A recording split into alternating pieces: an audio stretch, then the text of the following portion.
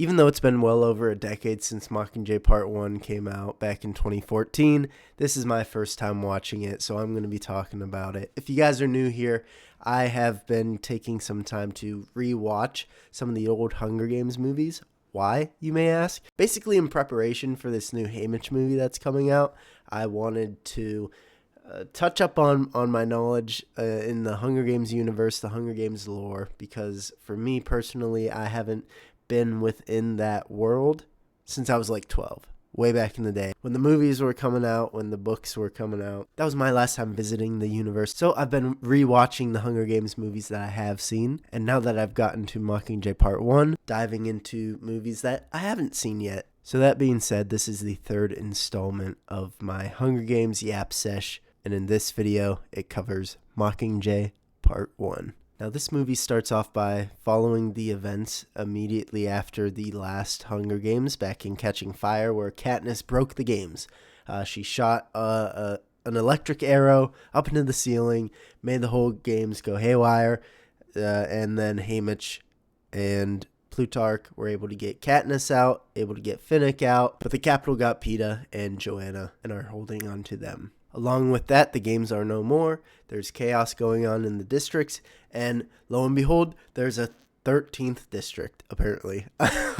So that's where most of the story takes place with us, with Katniss, with the rebellion, is in District 13. Long story short, a bunch of stuff happened, some bombings happened, different back and forth in terms of video propaganda was happening, and then at the end, finally, they were able to get Peeta, Joanna, Annie out of the Capitol, brought back to District 13, but things went sideways once again. So now that that very loose plot is out of the way, I'm going to take the first part of the video to talk about things that I didn't really enjoy, that I didn't like, that didn't make sense to me. And then after that, I will dive into the things that I really enjoyed about this movie. The first glaring thing that I noticed was the whole District 13. There was no mention of it prior in any of the previous movies, and then they just kind of slip a line in there. They're like, oh, I thought 13 was destroyed a long time ago. What do you you can't just like conveniently plop a military district that has all these weapons, all this military grade bombs and jets and soldiers, and it's very convenient that like they've apparently been here the whole time, and then just now, oh, look at us, we're here. Like, it came out of nowhere, and it seemed too convenient, especially when they're walking like through the hangar, the bunker, where there's rows and rows of bombs and stuff. I'm like, wow, this is very convenient that there was this mystery district that just happened to have an army that just happened to have all these weapons that are able to counter the Capitol, and they were just here the whole time. It's neither here nor there, whatever. It's a YA novel that it's based off of, so obviously some of the stuff is more shallow, surface level, convenient for the plot type details, whatever. The next thing I didn't enjoy was Madam President. I thought she was very annoying. I'm like, who is this lady? I don't care about her. She's mean. She's annoying. She is the counter of President Snow, I guess. And just like her district, where did she come from? Where was she this whole time? I don't know. In a similar area of critiques, I didn't understand the whole Mockingjay stuff.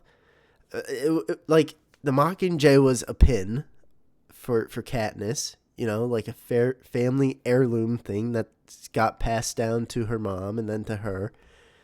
So it's this pin, and then all out of nowhere, I guess the Mockingjay all of a sudden had a meaning this whole time as like our beacon of hope. Like, was that a thing before this movie? Was the Mockingjay a symbol of hope before this movie? Because they didn't really mention that at all. Maybe they did, but I didn't catch that as being a viewer, casual viewer who doesn't know everything about the lore but is starting to learn.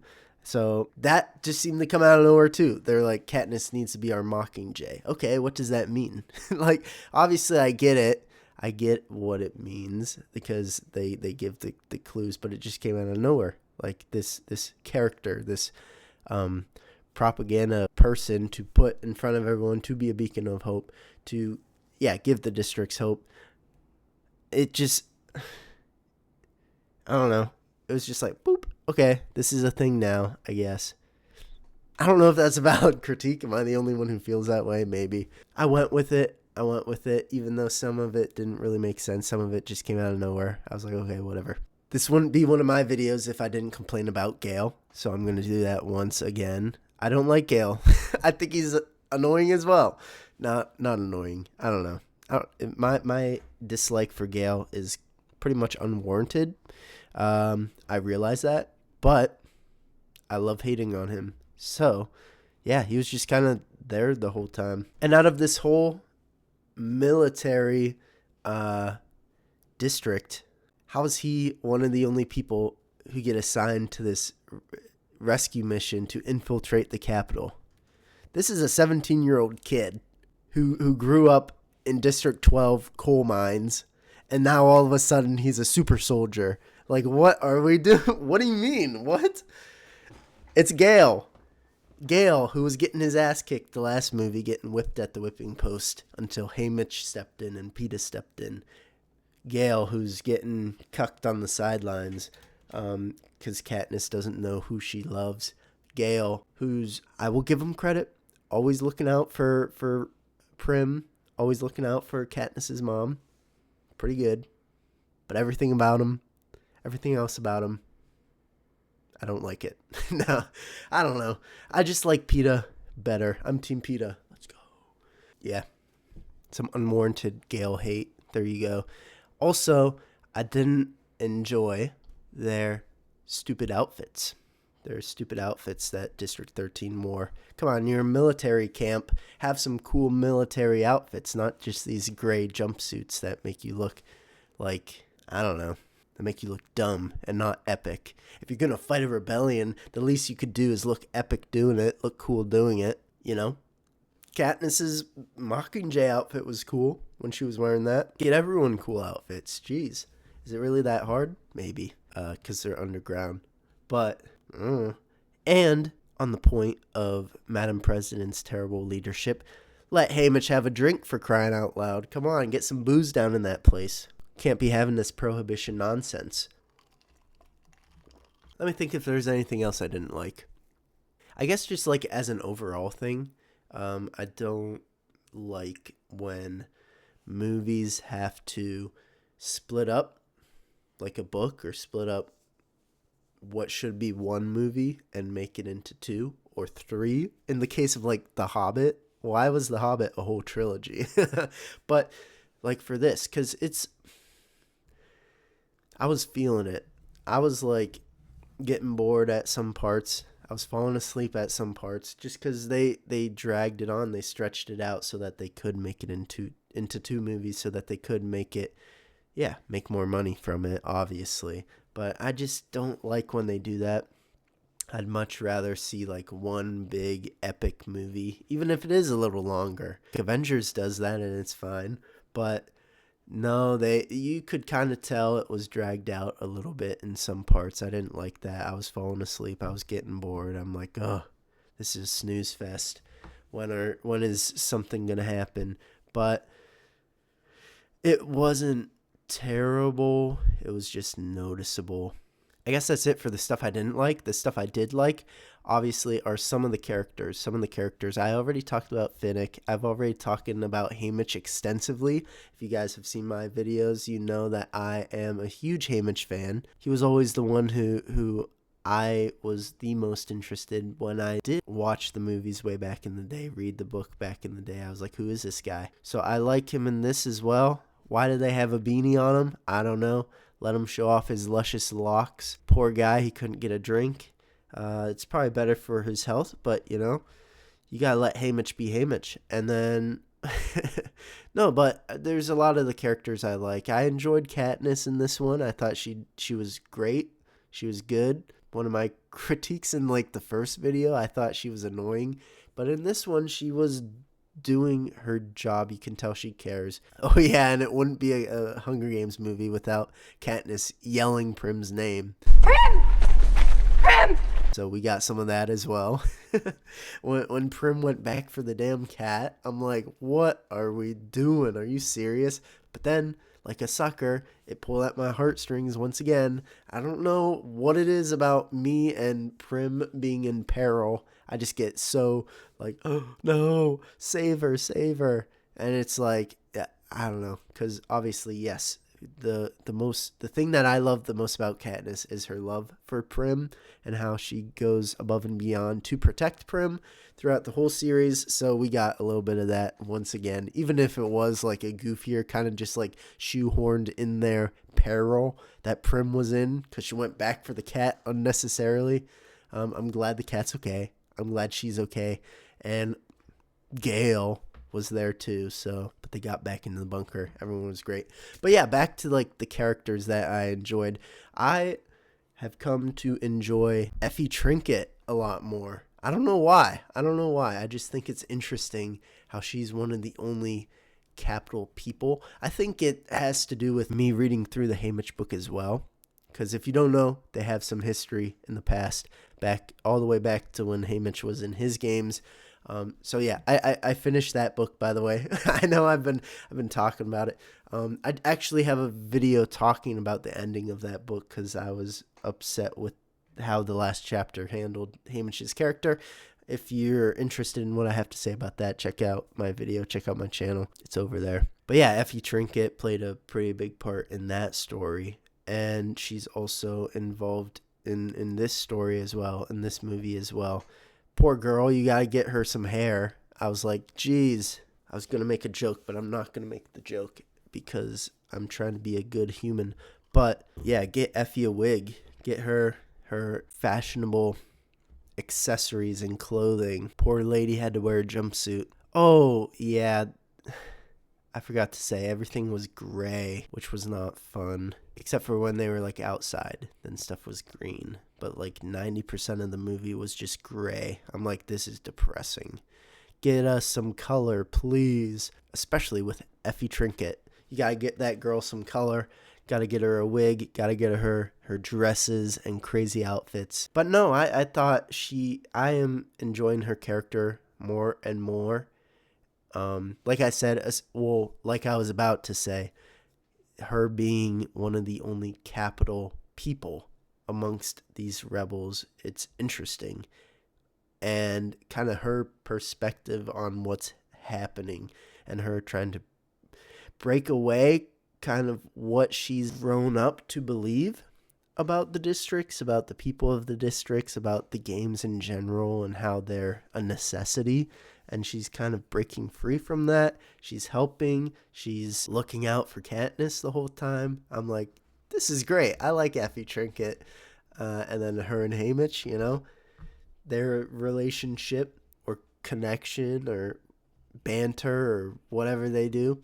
I won't say what they do or do not do, but I think, yeah, I enjoy her character. I enjoy Finnick. I enjoy Haymitch, obviously, Katniss. And I love Peeta. I'm Team Peeta. I think, because that was the main point of this movie is, hey, Peeta is getting tortured.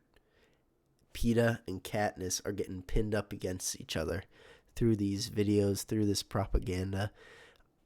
And Peeta is just getting cooked. I like that. Obviously, I don't like it, but in terms of the story, in terms of the events, I'm glad that that's what's happening, that's what they're showing, like this struggle of Katniss wanting to be there for Peeta, of Katniss defending Peeta, and then Peeta just getting tortured and used against his will to harm Katniss, basically, to harm the whole rebellion, to harm the districts. I think that's a very interesting story, and I loved it. Poor Peeta, man. He was looking rough. I hope he gets out of it okay. The last bit we see of him is him tweaking out like crazy. Obviously, he hurt Katniss bad. But yeah, I think that's so interesting because we get some of that in Haymitch's story. I'm not going to spoil it too much if you haven't seen it, but like how the Capitol like uses drugs and mind stuff to hurt people, to make them act a certain way. You'll see that in the character of Lulu in Haymitch's story, in the Haymitch movie. You see that, like, that's how Wyrus in the last movie got so crazy, because they fried her brain. It's just, like, brutal. It's brutal. And I think that's the first, like, really, really brutal glimpse we've gotten into that in this series, like Hunger Games 1, 2, and 3. And then, obviously, 4. Mockingjay Part 2. So that was, I think, kind of like our first look into that torture, into that brutality of the Capitol hurting people, making them do stuff against their will, forming them, like, I don't know. Then we got President Snow being President Snow, which is crazy because it's just like, he doesn't like something. Okay, kill them. Okay, bomb them. Okay, destroy this, destroy that. Oh, they want to say something about it? Too bad. You're dead. It's like, wow. Yeah. I mean, I guess that is what happens. You just get to see the crazy amount of power and manipulation that President Snow has. And he's a wimp, man. Game of Thrones said it best. Poison is a woman's weapon. It's cowardice. It's not great. And that's President Snow's go-to. We had a monologue by Finnick where he was talking about Snow, talking about Snow's bad breath, how he has sores in his mouth. That's why he wears roses. I'm like, okay, too much information for me. I don't need to know about Snow's mouth, but that's okay. Maybe I'll see some of that in the Hunger Games prequel, the one where President Snow is young. Maybe at the end of the movie he starts using poison. That would be cool, but I'm sure I'll find out when I do watch that. It's just interesting. I mean, the whole thing was interesting enough.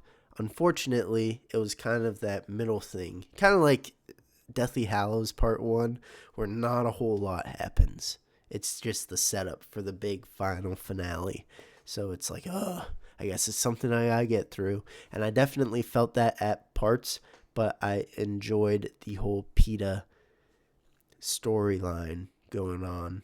And then Katniss rising up to become the Mockingjay, to become that beacon of hope, the spark of the rebellion. There's a lot of good. Unfortunately, I also had a lot of critiques on this one. I don't think I really had any critiques on Catching Fire. I did for this. Honestly, this was the weakest movie out of the three for me personally. So that being said, I guess I'll give my review, my rating for it. Yeah, unfortunately, my brain is hovering at a 6. Yeah, bit above average, but that's it. It was pretty mid, in all honesty. Obviously, there were some good parts I loved, characters that I loved, that I'm interested to see how their story ends. I'm sure Mockingjay Part 2 will have a very, hopefully, satisfying conclusion. We also got our little glimpse into them singing that one song, about the tree. Are you going to the tree? That song's crazy. I remember when Mockingjay Part 2 came out, and that song was literally on the radio, like, all the time. I'm like, what is this, man? Because, yeah, I've never seen Mockingjay Part 1 or 2 until now. But I just remember that song being on the radio. I'm like, this is from Hunger Games? What?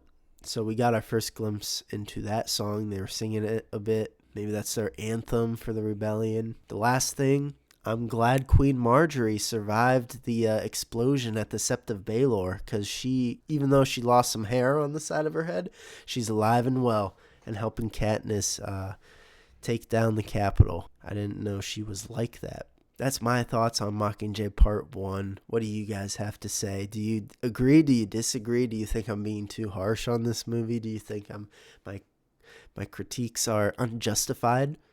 Other than Gale. Gale is 100% justified. I hate you, Gale. No, just kidding.